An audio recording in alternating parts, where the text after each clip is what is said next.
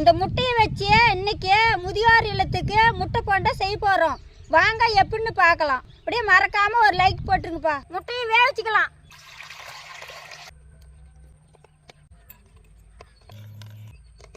கல்லுப்பு, முட்டை வேகட்டும். அதுக்குள்ள போய் மாவு ரெடி பண்ணிக்கலாம்.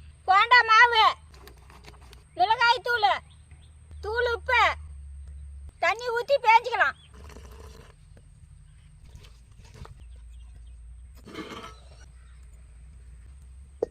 எண்ணெய் ஊற்றிக்கலாம்.